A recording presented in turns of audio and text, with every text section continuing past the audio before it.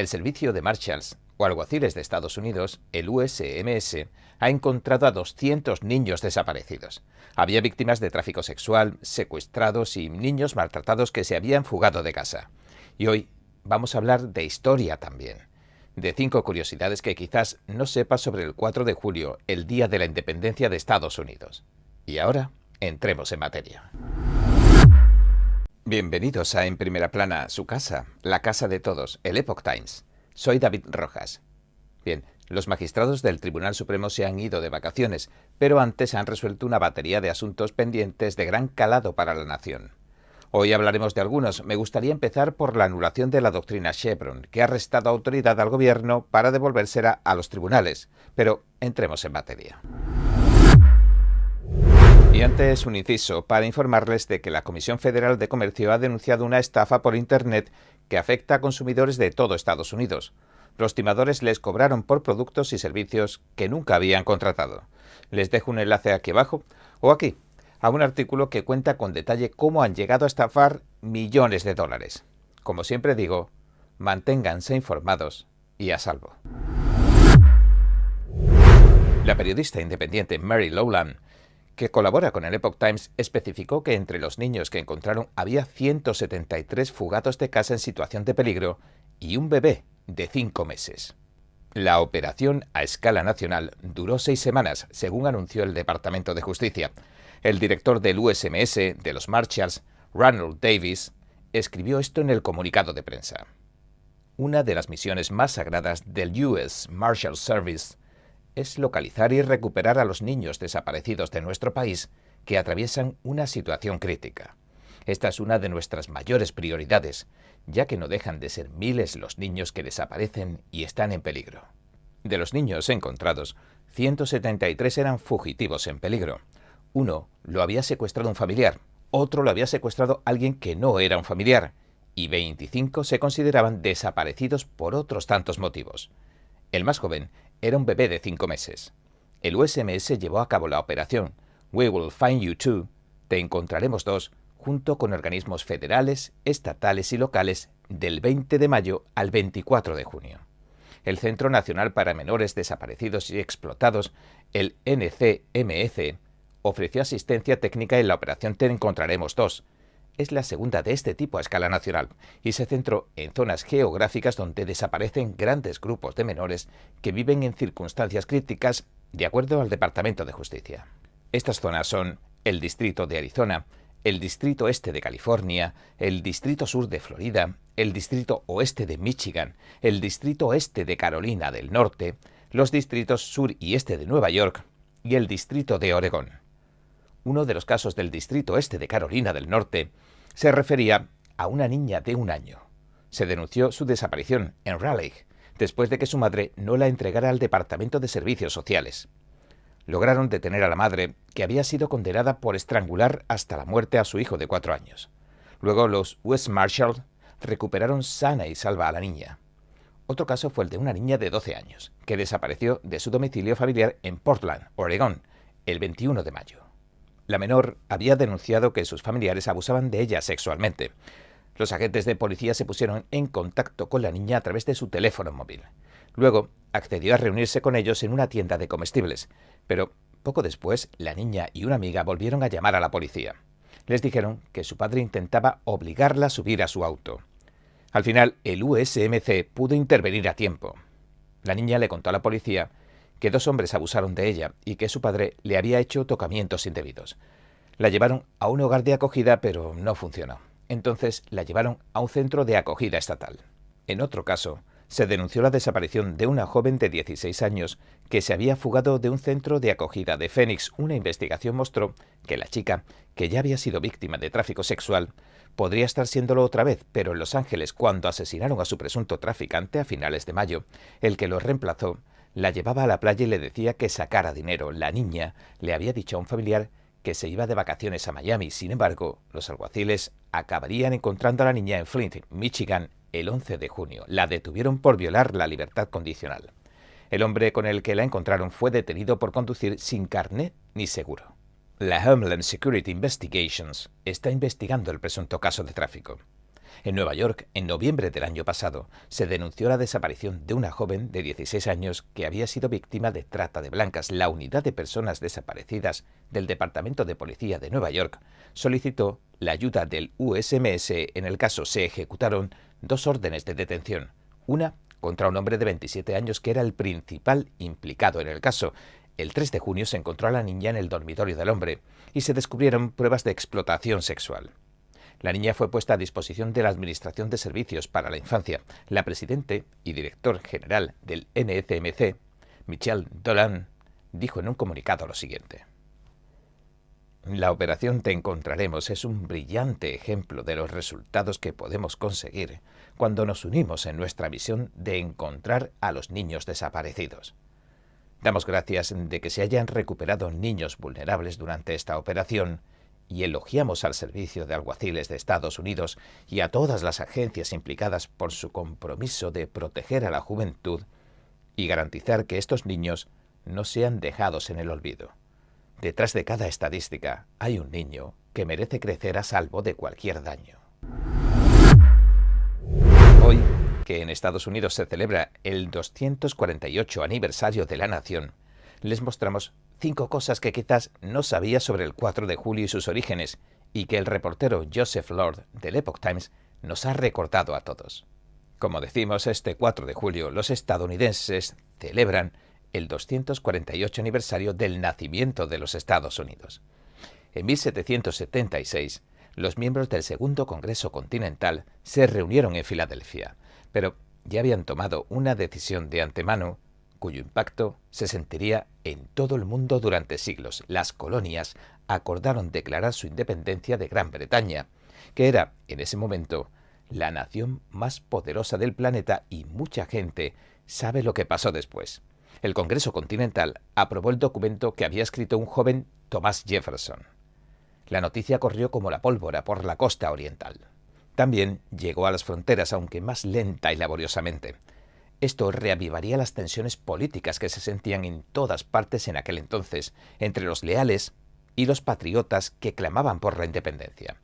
Pocas personas conocen las intrigas personales, los motivos y las aspiraciones políticas de los 56 hombres que acabarían poniendo sus nombres en el documento. Todos prometieron algo. Entregaremos nuestras vidas, dijeron, nuestras fortunas y nuestro sagrado honor a la causa que, en ese momento, incluso pudo haber parecido básicamente desesperada. Pero ese 4 de julio de 1776 cambiaría el rumbo de la historia mundial para siempre. Ese día el Congreso Continental votó para adoptar el borrador de la Declaración de Independencia de Jefferson. No obstante, en ese momento, ni pensaron en que el 4 de julio se convertiría en el Día de la Independencia. Para John Adams, el día más idóneo era el 2 de julio. Ese día, el Congreso Continental adoptó la petición del virginiano Richard Henry Lee, que declaraba oficialmente que las colonias son, cito, por derecho deben ser estados libres e independientes.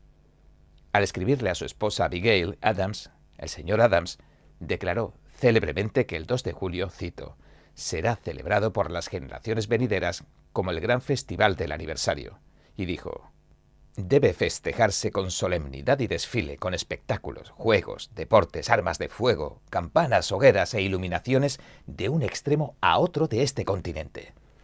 Pero el día oficial de la independencia de los Estados Unidos acabaría siendo el 4 de julio, el día en que se adoptó la Declaración de Jefferson. Cuando la gente piensa en la Declaración de Independencia, puede que piense en una sala llena de estadistas mayores, como se representa en la famosa obra del artista John Trumbull.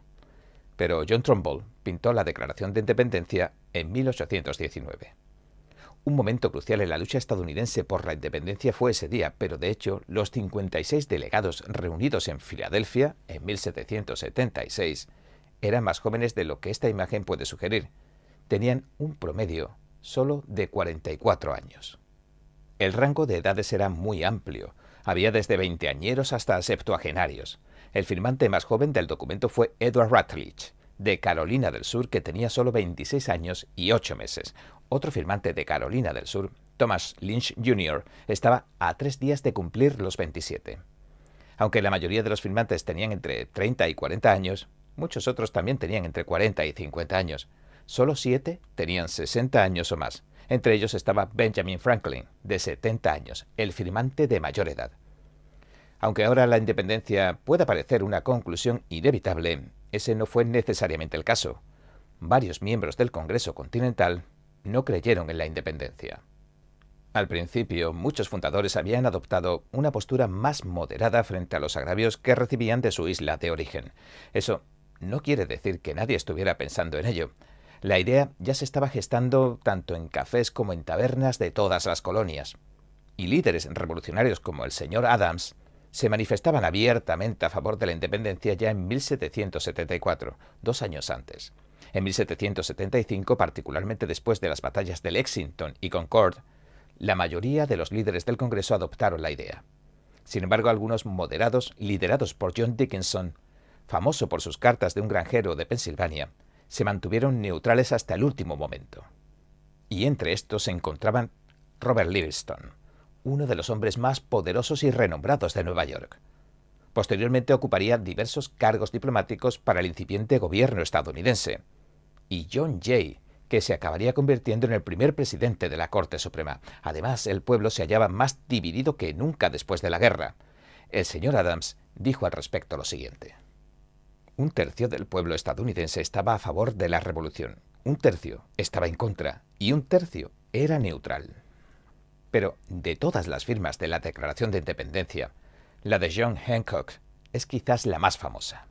El señor Hancock, como todo el mundo sabe, ni se inmutó ante el riesgo que conllevaba estampar su nombre y su firma, ya que la traición en aquel entonces a la corona británica se pagaba con la vida, con la horca.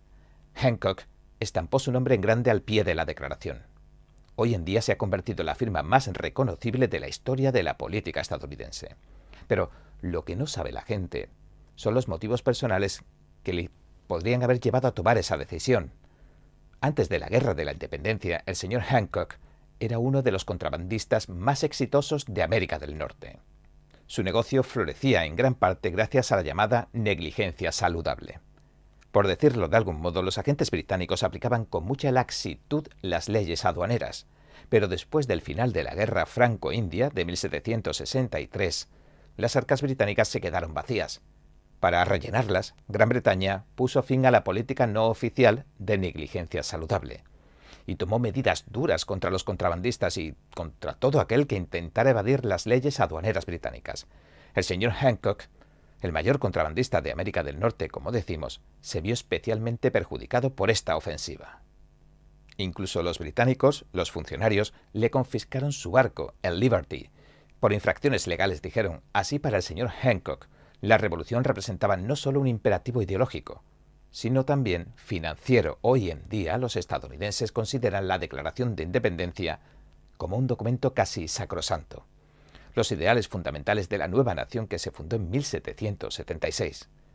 Hoy sus palabras, con su mensaje de derechos irrenunciables, inalienables y verdades evidentes por sí mismas, están profundamente arraigadas en el sentir político de los estadounidenses.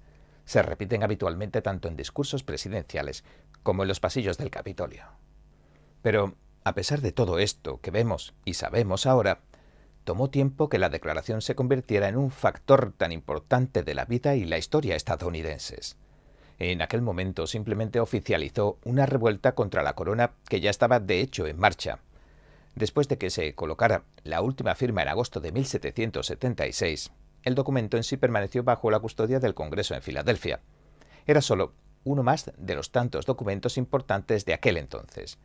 Pero cuando el señor Jefferson se convirtió en presidente en 1800, la Revolución de 1800, el documento que escribió comenzó a ocupar un lugar de honor en los corazones y las mentes de los estadounidenses. Ese año el documento se trasladaría a la nueva sede del gobierno en Washington.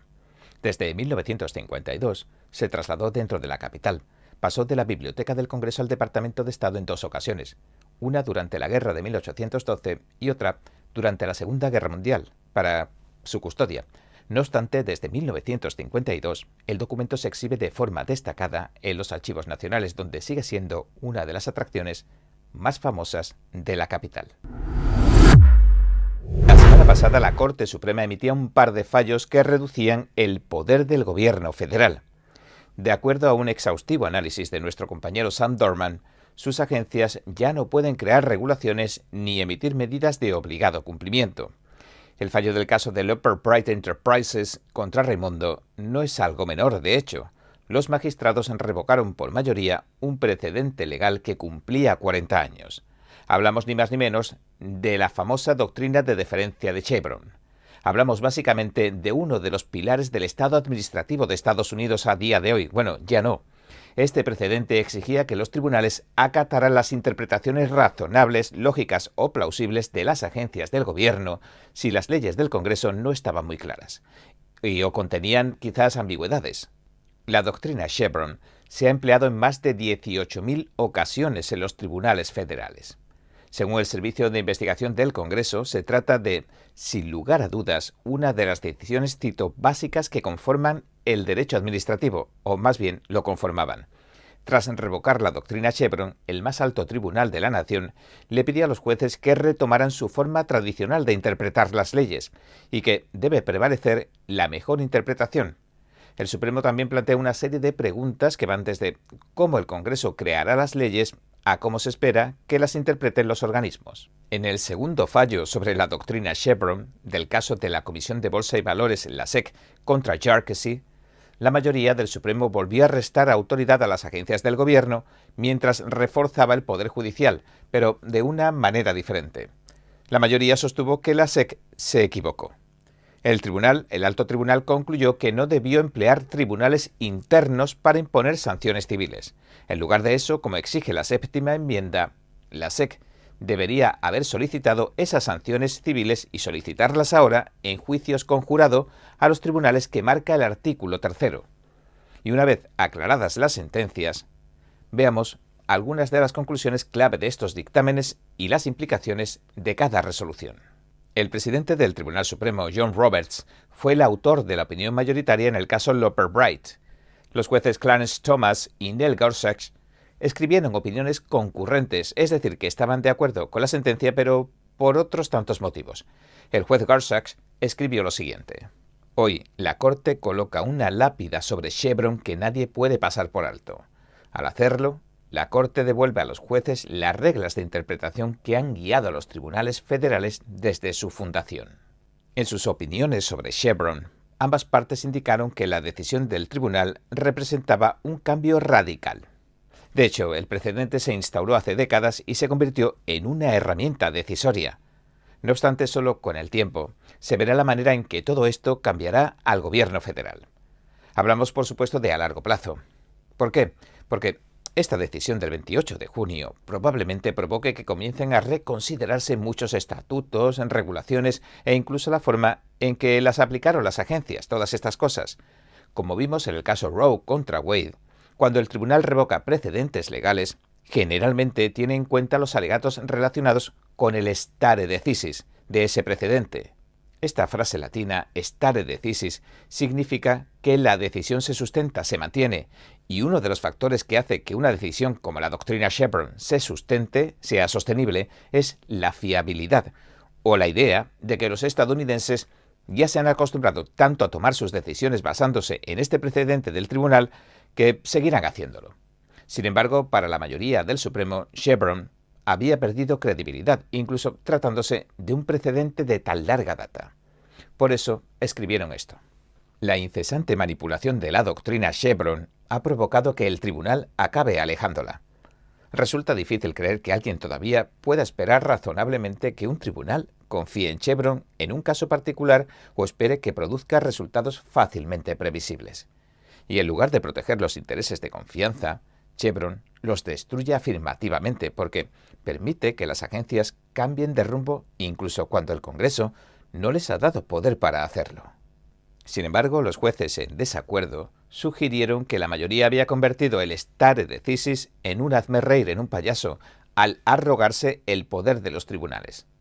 La jueza Elena Kagan, en su opinión disidente, refiriéndose a la deferencia Chevron y al stare decisis de Chevron, escribió esto: la mayoría no puede destruir una doctrina de modestia judicial sin ridiculizar una segunda. Si las opiniones tuvieran títulos, un buen candidato para la de hoy sería Hubris al cuadrado. Hubris es un concepto griego que puede traducirse como desmesura del orgullo y la arrogancia. La juez Sonia Sotomayor también criticó de manera similar a la mayoría en el otro caso, en Yarkesy. Dijo que, cito, quita la red de seguridad del Congreso sin siquiera reconocer que su decisión pone patas arriba más de 2 siglos de prácticas gubernamentales consagradas. Tanto Yarkesy como Loper Bright trasladan a los tribunales del artículo 3 los poderes que antes disfrutaba la administración, el ejecutivo, el gobierno. Pero vayamos por partes. En Yarkesy, el tribunal otorga poderes a los jurados, que son parte del proceso del artículo 3 para que tomen decisiones que los jueces suelen respetar. Y aunque no está claro cómo se desarrollará esto en los próximos años, lo que significa es que la SEC debe incluir en su proceso de aplicación de la ley a los tribunales convencionales en lugar de pasarlos por alto. Antes de Yarkesy, la Comisión podía optar por llevar los casos ante un tribunal del artículo 3 o ante su propio tribunal interno. Ahora ya no. La opinión concurrente del juez Gorsuch sugirió que los poderes que poseían las agencias acumulaban las probabilidades en contra de los acusados. E incluso citó datos del Wall Street Journal. Dijo lo siguiente: las cifras lo confirman. Según un informe, durante el periodo estudiado, la SEC ganó alrededor del 90% de sus procedimientos internos contenciosos en comparación con el 69% de sus casos en los tribunales. Las opiniones del caso Loper Bright en Relentless contra el Departamento de Comercio, que se decidieron simultáneamente, se centraron más en el discernimiento de los jueces y en su capacidad para interpretar la complejidad de las leyes. El presidente de la Corte Suprema, Roberts, escribió en representación de la mayoría lo siguiente: los tribunales entienden que tales estatutos, por poco claros que sean, deben tener un único significado que es el mejor. Ese es el sentido de tener estatutos escritos. El significado de cada estatuto se fija en el momento de su promulgación. Además, el presidente del Tribunal Supremo, citando la decisión del caso del Tribunal de Wisconsin Central contra Estados Unidos, señaló lo siguiente: en el mejor de los casos, nuestra intrincada doctrina Chevron no ha sido más que una distracción de la pregunta que importa. ¿Autoriza el estatuto la actuación de la agencia que se cuestiona? Sugiriendo así que las agencias parecían ser jueces y parte en los casos. La opinión disidente, sin embargo, de la juez Kagan expuso sus preocupaciones sobre cómo manejarían ahora los jueces el vacío que deja la deferencia Chevron, y citó varias leyes que, según indicó, los tribunales tendrían problemas para interpretar. Por ejemplo, preguntó cuándo un polímero de alfa-aminoácidos se califica como una proteína según la ley del Servicio de Salud Pública. Y respondió, cito: no conozco a muchos jueces que se sientan seguros de resolver esa cuestión.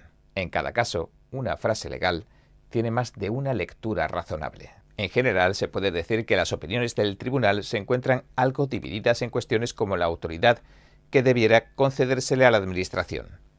Por ejemplo, en el caso de la CFPB, la Oficina de Protección del Consumidor Financiero contra la Asociación Estadounidense de Servicios Financieros de la Comunidad, el juez Thomas escribió la opinión mayoritaria, que fue de 7-2. En ese caso, el magistrado se unió a otros 6 jueces para defender la constitucionalidad del mecanismo de financiación de la CFPB. Pero los jueces Samuel Alito y Neil Gorsuch discreparon. Sin embargo, estos mismos, tanto Alito como Gorsuch, se sumaron a la mayoría tanto en Yarkesy como en Loper Bright, los únicos disidentes, como digo, de la CFPB. Y no solo eso, también advirtieron en estos casos de las consecuencias de otorgarle tanto poder al Estado administrativo. Y tanto él como el juez Gorsuch lo hicieron en términos contundentes.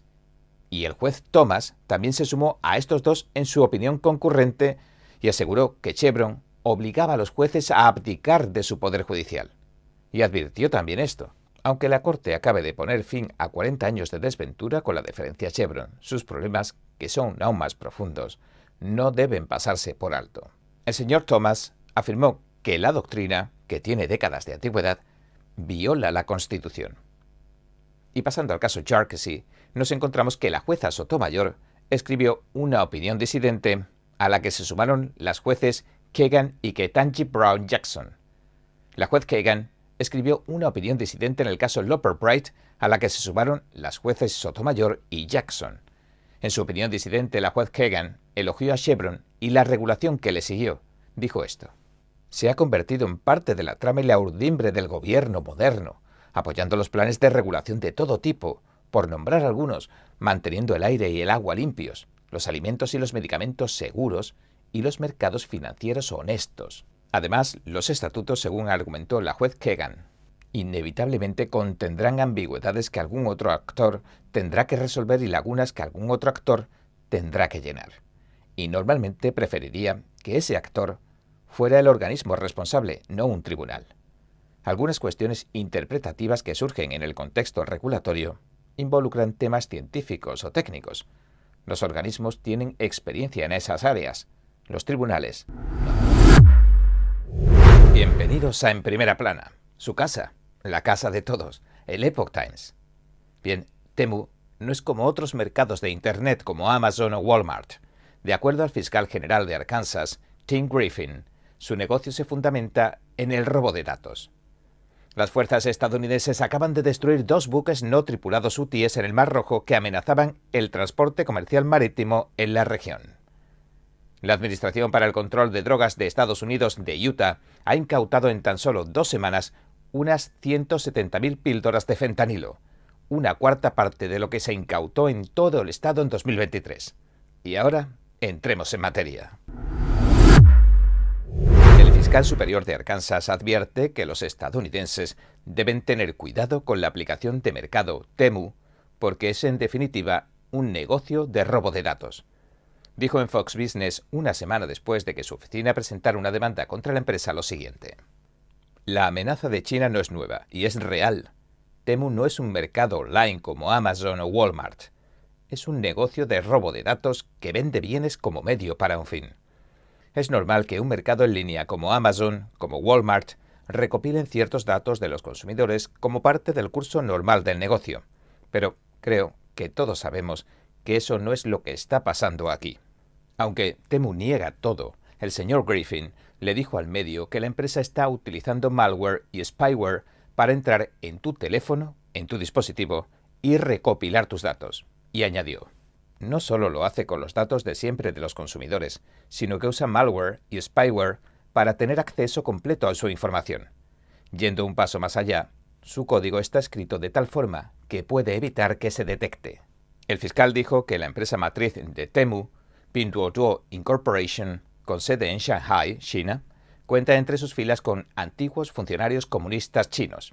En la demanda cita principalmente una investigación de Grizzly Research que analiza empresas que cotizan en bolsa y alega que Temu, la aplicación, puede, cito, a propósito, obtener acceso sin restricciones al sistema operativo del teléfono de un usuario, incluyendo, pero no limitado a, la cámara de un usuario, la ubicación específica, contactos, mensajes de texto, documentos y otras aplicaciones.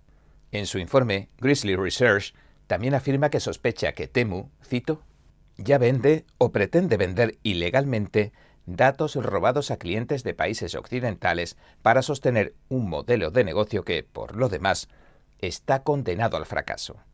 Se calcula que Temu pierde $30 por pedido. Su gasto en publicidad y los gastos de envío de 1 a 2 semanas desde China con entrega acelerada en Estados Unidos son astronómicos. El informe pone en duda que un negocio así pueda resultar rentable en absoluto y añade lo siguiente: Temu es un operador especialmente malo en su sector. Vemos una manipulación desenfrenada de los usuarios, estafas de afinidad en cadena para impulsar las suscripciones y, en general, las técnicas más agresivas y cuestionables para manipular a un gran número de personas para que instalen la aplicación. En una declaración al Epoch Times el martes por la noche, un portavoz de Temu dijo que estaba decepcionado y que la demanda de Arkansas no cita ninguna investigación independiente de los hechos. La empresa también declaró al Sourcing Journal, según MSN, lo siguiente: las alegaciones de la demanda se basan en información errónea que circula por Internet, principalmente de un vendedor en corto, y son totalmente infundadas. Negamos categóricamente las acusaciones y nos defenderemos enérgicamente. Entendemos que, como empresa nueva, con un modelo de cadena de suministro innovador, algunos puedan malinterpretarnos a primera vista y no nos den la bienvenida. El portavoz también dijo esto: estamos comprometidos a largo plazo y creemos que el escrutinio beneficiará en última instancia a nuestro desarrollo. Confiamos en que nuestras acciones y contribuciones a la comunidad hablen por sí solas con el tiempo. Según el sitio web de análisis Backlinko, Temu fue la aplicación de compras más descargada en todo el mundo en 2023. Contó con más de 330 millones de descargas, aproximadamente 1,8 veces más que la aplicación Amazon Shopping. El 1 de julio, la Fundación de Políticas Públicas de Texas emitió una advertencia similar sobre la aplicación. Dijo que puede acceder a casi cualquier cosa en su teléfono. Esto significa que los funcionarios del, cito, PCC, Partido Comunista Chino, teóricamente podrían instalar aplicaciones y archivos de software espía en el dispositivo inteligente de un individuo y utilizarlos para vigilar completamente toda la actividad del usuario en un teléfono.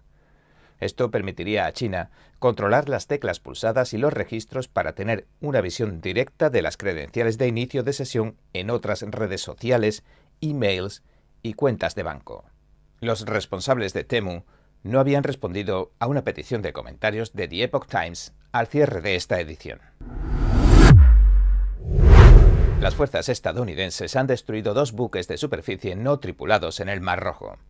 El Comando Central de Estados Unidos, el CENTCOM, informa que el incidente tuvo lugar mientras tratan de contrarrestar a los rebeldes hutíes que financia Irán para que no lancen ataques contra los navíos comerciales que transitan por la región. El CENTCOM, que supervisa las operaciones militares en Oriente Medio, dijo que sus fuerzas también destruyeron un sitio de radares en Yemen, en una zona que controlan los hutíes.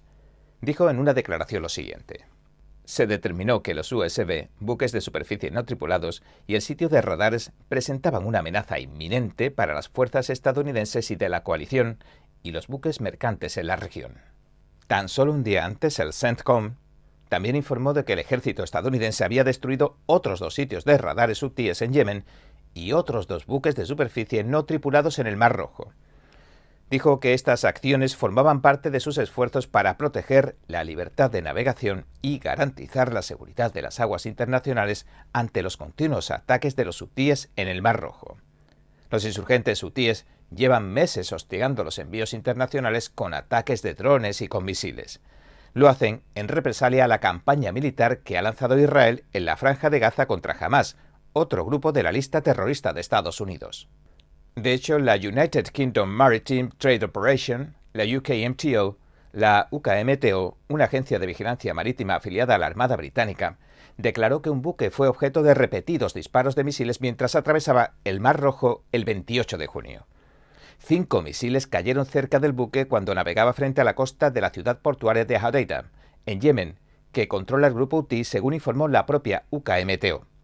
El ataque no le causó daños al navío. El portavoz de los hutíes, el general de brigada Yahya Saree, dijo posteriormente que el grupo había realizado 2 ataques contra barcos en el Mar Rojo. Sin embargo, no quedó claro de inmediato qué barco era el que las autoridades habían señalado como objetivo. En su campaña, disparando misiles y drones, los hutíes han atacado más de 60 buques ya. Durante los ataques han muerto un total de 4 marineros. Desde noviembre se han apoderado de un buque y han hundido otros 2. El último barco hundido a causa de los ataques fue el MV Tutor, un granelero de propiedad griega que fue abandonado en el Mar Rojo en junio tras ser alcanzado por un buque de superficie no tripulado de los hutíes. El MV Tutor es el segundo buque hundido por los hutíes en 3 meses en el Mar Rojo, tras el hundimiento del Ruby Mar, de propiedad británica, el 2 de marzo. Un misil balístico antibuque de los hutíes lo llevó a pique. Los hutíes afirman que sus ataques van dirigidos contra buques vinculados a Israel, Estados Unidos o Reino Unido. Sin embargo, al parecer, muchos de los barcos atacados tienen poca o ninguna relación directa con la guerra entre Israel y Hamás. La Administración para el Control de Drogas de Estados Unidos, la DEA, de Utah, en tan solo 2 semanas ha confiscado aproximadamente 170.000 píldoras de fentanilo. Esta cifra es una cuarta parte de la cantidad que se confiscó en todo el estado en todo 2023. Jonathan Pollen, agente especial a cargo de la División de Campo de las Montañas Rocosas de la DEA, dijo en un comunicado lo siguiente: el número de pastillas de fentanilo incautadas tan solo el mes pasado demuestra que los cárteles de la droga, que operan principalmente en México, no están frenando la producción ni la distribución de este veneno mortal. Las píldoras y el polvo de fentanilo están ahí fuera, y a los cárteles que tienen como objetivo Utah No les importa si ustedes y la familia se han tomado vacaciones en verano. En el comunicado, la DEA dijo que la incautación equivalía al 25,6% de las incautaciones de píldoras de fentanilo en Utah el año pasado, cuando decomisaron más de 664.000 píldoras de fentanilo. Toda la división de campo de las montañas rocosas de la DEA, que abarca Utah, Colorado, Wyoming y Montana, incautaron un total de 3.400.000 pastillas de fentanilo en 2023. El fentanilo es un opioide sintético 50 veces más potente que la heroína y 100 veces más que la morfina. Fue aprobado por primera vez por la Food and Drug Administration, la FDA, para tratar el dolor agudo. Es sumamente adictivo y consumir tan solo 2 miligramos puede resultar mortal. Según la DEA, 2 organizaciones delictivas mexicanas, los cárteles de Sinaloa y Jalisco, son las principales responsables de importar fentanilo de China. Luego lo prensan en pastillas y lo mezclan con otros medicamentos falsos. Hacen que parezca un comprimido de un medicamento de venta con receta auténtico, como Xanax, Adderall u Oxicodona. Los resultados posiblemente acaben resultando mortales para los que los consuman. Además, las pastillas de fentanilo son cada vez más letales. Las fuerzas del orden están investigando actualmente los fármacos incautados en Utah, según la DEA. Estas últimas incautaciones se produjeron después de que la DEA advirtiera en mayo de que el fentanilo que entra en Estados Unidos es cada vez más mortífero. Dijo que la pureza media es mayor en las pastillas que contienen fentanilo y que los cárteles mexicanos introducen de contrabando a través de la frontera. En su informe de Evaluación Nacional de la Amenaza de las Drogas 2024, la agencia dijo que en 2022 la píldora promedio de fentanilo contenía 2,4 miligramos de fentanilo. Los rangos van desde un mínimo de 0,03 miligramos a un máximo de 9 miligramos. Como recordamos, una dosis letal de fentanilo es de aproximadamente 2 miligramos, dependiendo de la tolerancia a los opiáceos de cada persona y de otros factores, pero es eso. Los resultados de los laboratorios forenses de la DEA revelaron que actualmente cerca de 7 de cada 10 pastillas falsas contienen una dosis mortal de fentanilo frente a 4 de cada 10 pastillas en 2021. A su vez, la pureza promedio de las muestras de polvo de fentanilo fue del 19,2%, marcando un aumento del 33% desde 2021. El informe también señala que el fentanilo es la droga más mortífera para el país. Dice lo siguiente: el fentanilo es la amenaza de drogas más mortífera a la que se ha enfrentado Estados Unidos, matando a casi 38.000 estadounidenses solo en los primeros 6 meses de 2023. La droga, junto a otras drogas sintéticas como la metanfetamina, son responsables de casi todas las sobredosis fatídicas de drogas y envenenamientos en Estados Unidos, según el informe de la DEA, que añade lo siguiente: las drogas sintéticas no solo han transformado el panorama de las drogas en Estados Unidos, con consecuencias mortales para la salud y la seguridad públicas. Las drogas sintéticas también han transformado el panorama delictivo en Estados Unidos, ya que los cárteles de la droga que fabrican estas drogas obtienen enormes beneficios de su venta. Según datos de los Centros para el Control y la Prevención de Enfermedades, los CDC, casi 108.000 estadounidenses murieron de sobredosis en 2022. Cerca de 74.000 por opioides sintéticos distintos de la metadona, principalmente fentanilo. La Corte Suprema ha dictaminado que Trump gozaba de cierta inmunidad en el caso de las elecciones federales. Pero, ¿qué ha pasado? ¿Qué significa esto? ¿Y qué consecuencias puede tener? Bien, entremos en materia. Pero antes un inciso, porque quisiera hablarles de un movimiento que se ha extendido por todo Estados Unidos. Maureen Molek lleva 8 años abogando por la seguridad de los niños en Internet. Por eso ha reunido a un grupo de madres que perdieron a sus hijos por culpa de las redes sociales y sus contenidos nocivos. Si quiere descubrir todo lo que encierra esta terrible realidad, le dejo un enlace aquí abajo o aquí, para que se mantengan, como siempre digo, informados y a salvo. Los magistrados del más alto tribunal de la nación han votado por mayoría que los presidentes siempre gozan de inmunidad ante la justicia por los actos oficiales que llevan a cabo en el ejercicio de sus funciones. La Corte Suprema ha dictaminado 6-3 que los presidentes gozan de inmunidad absoluta ante los procesamientos penales por los actos oficiales de su mandato, y también que no gozan de ninguna inmunidad por los actos extraoficiales. Se espera que esta decisión retrase el juicio del expresidente Donald Trump en el caso de Washington sobre las elecciones federales. El Tribunal Supremo declaró lo siguiente: En virtud de nuestra estructura constitucional de la separación de poderes, la naturaleza del poder presidencial le da derecho a un expresidente a la inmunidad absoluta contra el enjuiciamiento penal por acciones dentro de su autoridad constitucional decisoria y exclusiva. Y tiene derecho al menos a una presunta inmunidad judicial por todos sus actos oficiales. No hay inmunidad para los actos no oficiales. Además, especifica lo siguiente: al menos en lo que respecta al ejercicio de sus principales poderes constitucionales, esta inmunidad debe ser absoluta. En cuanto al resto de sus actos oficiales, tiene derecho al menos a la presunción de inmunidad. Es la primera vez en la historia de Estados Unidos que se lanza un proceso penal contra un expresidente por las acciones que tomó durante su presidencia. Nunca había pasado nada igual. Y ahora la Corte también decide devolverle el caso de la inmunidad al Tribunal de Distrito para que lo reexamine. Sam Dorman, nuestro compañero del Epoch Times, hizo un análisis muy bueno que tomaremos como base para explicar lo que ha pasado. El presidente del Tribunal Supremo, John Roberts, redactó la opinión mayoritaria, a la que se sumaron en su totalidad los magistrados Clarence Thomas, Samuel Alito, Neil Gorsuch y Brett Kavanaugh. La jueza Amy Coney Barrett se unió a parte de la opinión y emitió su propio voto concurrente. Un voto concurrente es aquel que coincide con el veredicto, pero ateniéndose a razones propias diferentes de las de la mayoría. La juez Sonia Sotomayor escribió un voto en contra al que se unieron las jueces Ketanji Brown Jackson y Elena Kagan. Las jueces también emitieron un voto disidente, es decir, que se mostraron en desacuerdo con lo que votó la mayoría y no lo reconocen. Fuera de los tribunales, el expresidente Trump respondió a la decisión en Truth Social, escribiendo esto: gran victoria para nuestra Constitución y democracia.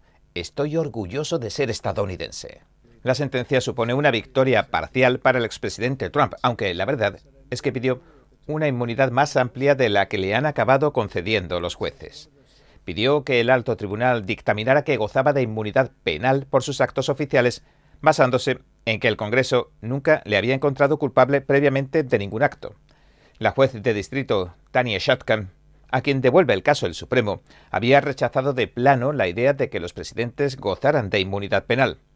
El Tribunal de Apelaciones del Circuito de Washington también decidió lo mismo que la señora Chutkan. Ya durante los alegatos orales de abril, los jueces conservadores del Supremo parecían dispuestos a devolverle el caso al Tribunal de Distrito de Washington y darle instrucciones sobre lo que se denominan actos oficiales y privados para que siguieran investigando los hechos. El juez Neil Gorsuch, durante este debate oral, dijo: estamos escribiendo una regla para la eternidad. Tanto él como la juez Ketanji Brown Jackson dejaron claro que les preocupaba que los casos no se limitaran al expresidente Trump, sino que sentaría un precedente histórico para todos los expresidentes y sentar las bases de lo que constituye la conducta oficial de un presidente. El abogado D. Johnson Sauer defendió ante el alto tribunal al expresidente Trump, mientras que el exprocurador general adjunto Michael Driven defendió al abogado especial Jack Smith. Buscando un poco en la historia, la última vez que el Tribunal Supremo emitió un fallo importante sobre la inmunidad presidencial fue en 1982, en el caso Nixon contra Fitzgerald. El tribunal dictaminó que los presidentes gozan de inmunidad absoluta de responsabilidad civil. No tienen que rendir cuentas por las acciones que se consideren dentro del alcance de sus funciones oficiales. El Tribunal Supremo ha devuelto ya el caso al Tribunal del Distrito de Washington, D.C. con la siguiente directiva: evaluar, en primer lugar, si el enjuiciamiento de los supuestos intentos de Trump de condicionar la supervisión del proceso de certificación del vicepresidente supuso algún peligro de intromisión en la autoridad y las funciones del Poder Ejecutivo. Otro punto de la decisión ordenaba al Tribunal de Distrito que distinguiera sobre actos oficiales y extraoficiales en las acusaciones del señor Smith, que van desde que el expresidente Trump intentó ejercer su influencia con los funcionarios estatales hasta que empleó listas paralelas de electores, pasando por los comunicados que emitió el 6 de enero de 2021. El silabario del tribunal, es decir, la visión general del fallo, señalaba lo siguiente: el presidente posee un poder extraordinario para hablar a sus conciudadanos y en su nombre. Por lo tanto, la mayoría de las comunicaciones públicas de un presidente probablemente se sitúen cómodamente dentro del alcance de sus responsabilidades oficiales. En otras palabras, a día de hoy nadie sabe qué parte de la demanda del señor Smith se mantendrán después de que los tribunales inferiores completen sus nuevos procedimientos. El Tribunal Supremo también dijo lo siguiente: En la devolución del caso, el Tribunal de Distrito debe analizar cuidadosamente las acusaciones restantes de la demanda para determinar si también por su forma de actuar, un presidente debe quedar exento de ser procesado. Y tanto las partes como el Tribunal de Distrito deben asegurarse de, sin contar con esa forma de actuar, tener los fundamentos necesarios para los cargos de la acusación. Los testimonios o registros privados del presidente o de sus asesores que prueben dicha forma de actuar no pueden admitirse como prueba en el juicio.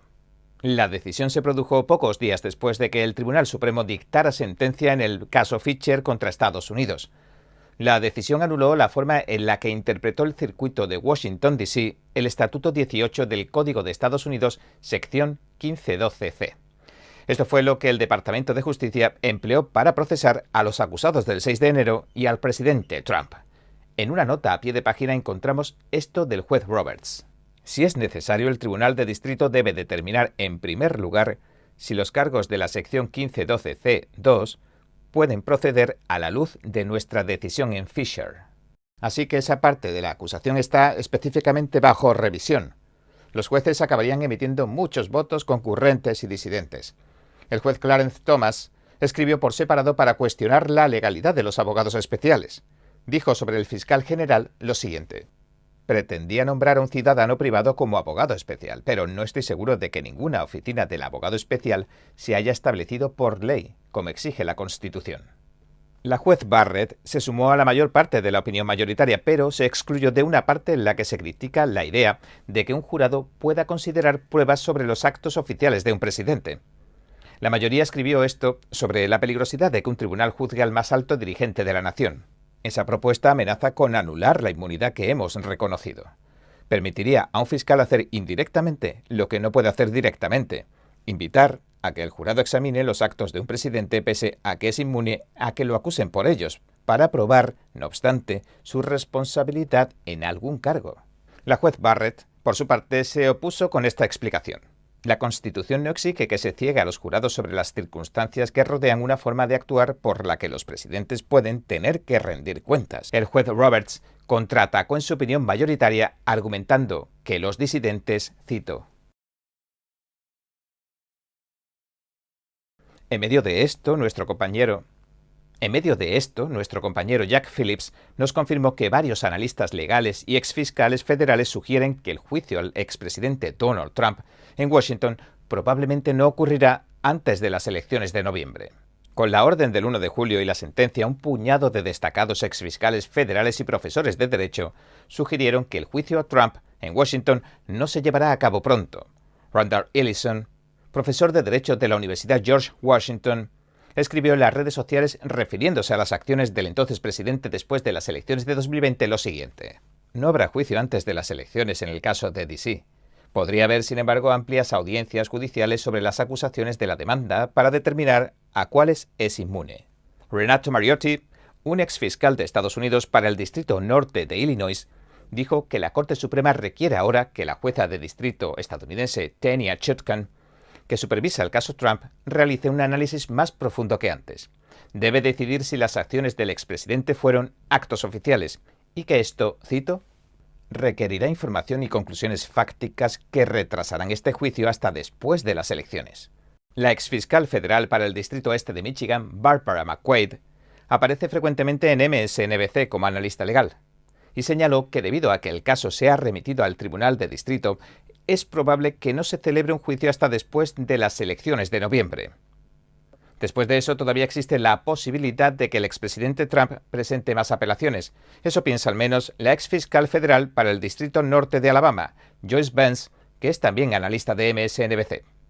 Mientras tanto, el analista de Fox News y profesor de la Universidad George Washington, Jonathan Turley, escribió que la decisión de la Corte Suprema retrasará aún más los procedimientos del Tribunal Inferior, aunque Trump tendrá que demostrar que sus acciones cayeron dentro de estas palizas de navegación.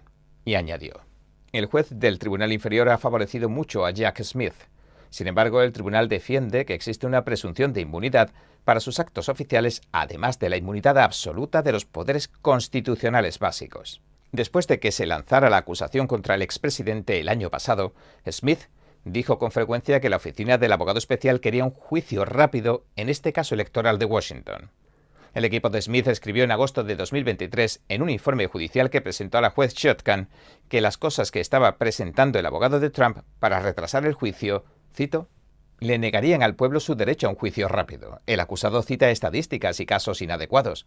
Exagera la cantidad de descubrimientos de documentos nuevos y no duplicados y exagera el desafío que le supone revisarlos de manera eficaz. También se habla de la posibilidad de que si el expresidente Trump gana las elecciones de 2024, podría indultarse a sí mismo o nombrar un fiscal general para que desestime los cargos tanto en Washington como en Florida.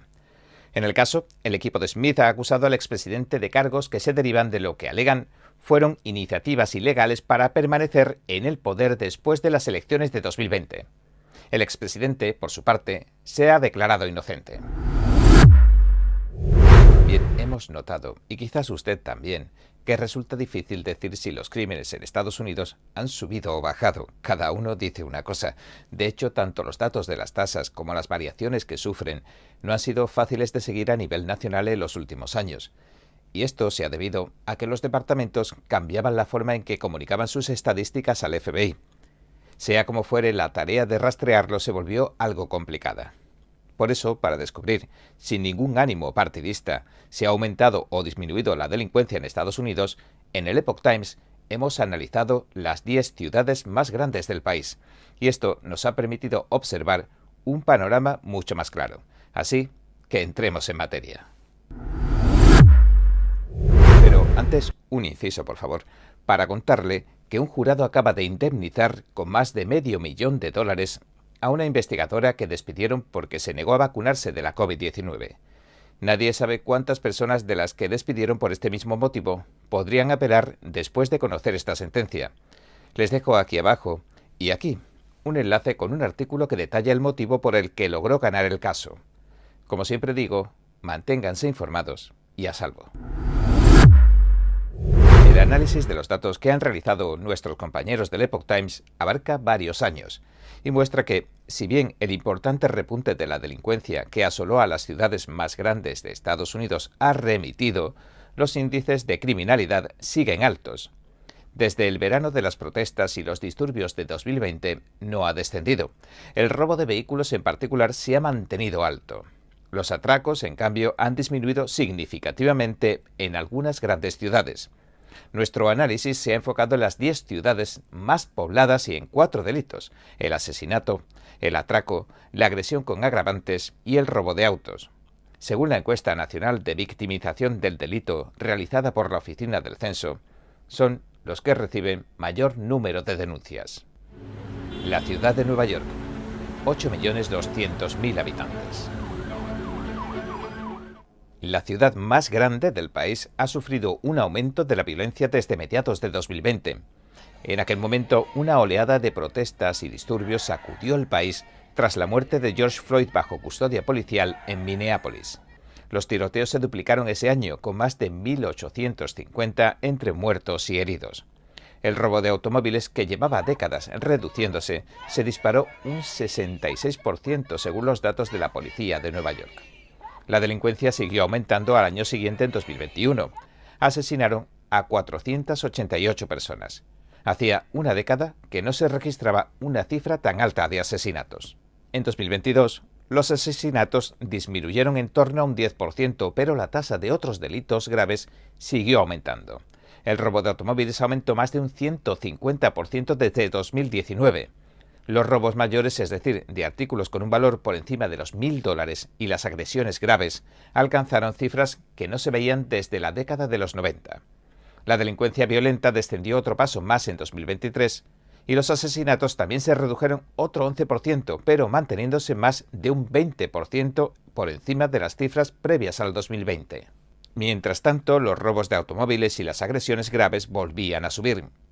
Este año, 2024, hasta ahora, el número de asesinatos parece seguir descendiendo, aunque todavía se mantiene un 20% por encima de las cifras de 2019 para el mismo periodo, un año antes de la muerte de George Floyd, como recordarán. Los robos y las agresiones graves, sin embargo, han aumentado respecto al año pasado, 2023, y más de un 40% por encima de los niveles de 2019. Y aunque el robo de automóviles ha disminuido, la tasa sigue siendo el doble que la de 2019. Los Ángeles, 3.800.000 habitantes. Los Ángeles ha seguido una trayectoria similar a la de Nueva York. La delincuencia se disparó en 2020 y siguió aumentando hasta 2022. Además, los asesinatos alcanzaron su punto máximo en 2021 con 401 víctimas mortales. Es el peor año desde 2006. En base a datos incompletos, la delincuencia parece haber disminuido un poco en 2023. Pese a todo, la tasa de asesinatos sigue siendo un 30% superior a la de 2019. Los delitos de agresiones graves han aumentado alrededor de un 17% y el robo de automóviles aumentaron a más de un 70%. Este año parece que la policía de Los Ángeles no ha publicado sus informes semanales sobre la delincuencia. Un portavoz que contactamos por teléfono nos dijo que el departamento está cambiando a un nuevo sistema, así que los informes no están disponibles todavía. El departamento proporcionó algunas cifras de este año hasta el 22 de junio. Por ejemplo, los delitos violentos habían aumentado un 3,5% con respecto al mismo periodo en 2023 y también los asesinatos otro 3,5%. Los robos aumentaron un 18,5% y los hurtos un 4,2%. Los delitos contra la propiedad descendieron un 3,1%. Chicago, 2.700.000 habitantes. Chicago experimentó un pico gigante de asesinatos en 2016, pero en 2019 casi había conseguido tenerlo bajo control. Entonces llegó 2020 y, al igual que en otras ciudades, la violencia estalló de nuevo y continuó a la alza en 2021, lo que se tradujo en 811 asesinatos. La mayor cifra desde 1995. Desde 2022 los asesinatos han disminuido, pero otros delitos han seguido aumentando en lo que va de año. Los asesinatos aumentaron un 20% en comparación con el mismo periodo de 2019. Los robos aumentaron un 40%. Las lesiones agravadas aumentaron un 4% y el robo de automóviles aumentó un 150% el año pasado. Casi 30.000 autos fueron robados en Chicago, la mayor cantidad desde al menos el año 2000. Houston, 2.300.000 habitantes. Houston todavía estaba tratando de controlar una oleada de violencia que comenzó en 2015 cuando golpeó otra en 2020. Al año siguiente, en 2021, la ciudad registró 471 asesinatos, lo que supuso su mayor tasa de homicidios desde 1994. Si bien la violencia ha remitido desde entonces, los asesinatos del año pasado seguían superando a los de 2019 en más de un 20%. En los primeros 4 meses de este año, los asesinatos parecen haber disminuido aún más. Aunque los asaltos agravados, las lesiones todavía han subido casi un 20% con respecto al mismo periodo de 2019, y el robo de automóviles es casi un 50% mayor. Los robos, por su parte, han experimentado un descenso constante desde 2019, un 25% menos en 2023. Phoenix, 1.600.000 habitantes. Phoenix ha seguido una trayectoria muy parecida, con un pico de violencia en 2016, otro aumento en 2020 y un pico en 2022, cuando 217 personas fueron asesinadas. Esta cifra hace 2 años supuso la tasa de homicidios más alta de la ciudad desde 2007. En 2023 la violencia disminuyó ligeramente, pero el robo de automóviles aumentó un 22%. En el primer trimestre de este año, la ciudad logró otra reducción de los asesinatos gracias a un mes de marzo especialmente tranquilo con 5 homicidios.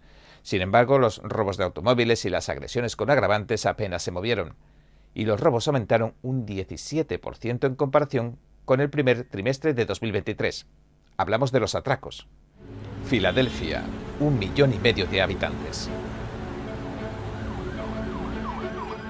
Tras un récord de 562 asesinatos en 2021, Filadelfia ha protagonizado una impresionante remontada, una mejora. En lo que va de año, la ciudad ha registrado 125 asesinatos frente a los 265 del mismo periodo de 2021. Esto sitúa a la ciudad en la senda de uno de sus años menos mortíferos en décadas. Los robos y las agresiones con agravantes han bajado, no solo en comparación con el año pasado, sino incluso en comparación con 2019. Las mejoras se ven empañadas, sin embargo, por un aumento masivo del robo de automóviles en un 160% y un incremento del 186% del robo en comercios, ambos en comparación con 2019. San Antonio, 1,5 millones de habitantes. San Antonio siguió un patrón familiar. La violencia subió en 2016, bajó en 2019, volvió a subir en 2020 y alcanzó su punto máximo en 2022 con 230 asesinatos, lo que supuso la peor tasa de homicidios de la ciudad desde 1994. Aunque los homicidios disminuyeron sustancialmente en 2023, el robo de automóviles se disparó aún más. Más de 19.000 vehículos fueron robados ese año, que parece tener la peor tasa desde 1992. En los primeros 5 meses de este año, los asesinatos siguen aumentando un 22%. Los robos no han cambiado, las agresiones agravadas han bajado un 13% y el robo de automóviles ha aumentado un 117% en comparación con el mismo periodo de 2019. San Diego, 1.400.000 habitantes. San Diego ha disfrutado de unos índices de delincuencia en torno a la media nacional, algo que sorprende en una ciudad de su tamaño. Aún así, en 2020 se produjo un repunte de la violencia. El pico se alcanzó en 2022 con solo 65 asesinatos registrados. En los 5 primeros meses de este año se han registrado 17 asesinatos frente a los 15 del mismo periodo de 2019. Las agresiones con agravantes han subido cerca de un 27%. Los robos, por otro lado, han bajado un 14%. Y el robo de automóviles está solo alrededor de un 8% por encima de los niveles de 2019. Dallas, 1.300.000 habitantes. Dallas tiene su propia historia que contar. Los asesinatos subieron en 2019 y alcanzaron su máximo en 2020. Luego cayeron durante 2 años y volvieron a subir el año pasado junto con un aumento del 40% en el robo de automóviles. En los primeros 5 meses de este año, los asesinatos volvieron a bajar en comparación con el año pasado, pero todavía siguen un 28% por encima del nivel de 2019. Los robos de automóviles también se redujeron en torno a un 25%, pero todavía un 50% por encima de las cifras de 2020. Las comparaciones con años anteriores son complicadas, porque la ciudad solo proporciona cifras mensuales de delitos que se remontan a 2020. Desde el Epoch Times le pedimos al Departamento de Policía de Dallas datos mensuales de robo de automóviles para 2019, pero se nos dijo que presentáramos una solicitud bajo la Ley de Información Pública de Texas. Lo hicimos, pero no habíamos recibido los datos al cierre de esta edición. Jacksonville, 986.000 habitantes. Con la creciente población de Florida, Jacksonville es ahora la 10ª ciudad más grande del país. Sin embargo, la oficina del sheriff de Jacksonville no ha elaborado estadísticas sobre delincuencia en los últimos años, aparte de las cifras anuales de homicidios. Según los datos que presentó al FBI y al Programa Estatal de Datos sobre Delincuencia entre 2016 y 2020, los homicidios y las agresiones con agravantes han aumentado gradualmente, pero los robos disminuyeron y los robos de automóviles se mantuvieron más o menos igual. La ciudad cerró el año pasado con 121 homicidios, por debajo de los 135 del año anterior y los 129 de 2019. Bueno, aquí le dejamos estas tablas que comparan el periodo de 2024 que llevamos hasta ahora con respecto al mismo periodo de 2019. Por ejemplo, en atracos, robos de automóviles, asesinatos y agresiones con agravantes. Bien, este ha sido nuestro episodio de hoy. Gracias por sintonizarnos. Si le gusta nuestro programa, por favor no olvide darle a me gusta, suscribirse y compartir este vídeo con sus amigos y su familia, porque todo el mundo merece conocer los hechos. Una vez más, gracias por ver En Primera Plana. Nos vemos mañana.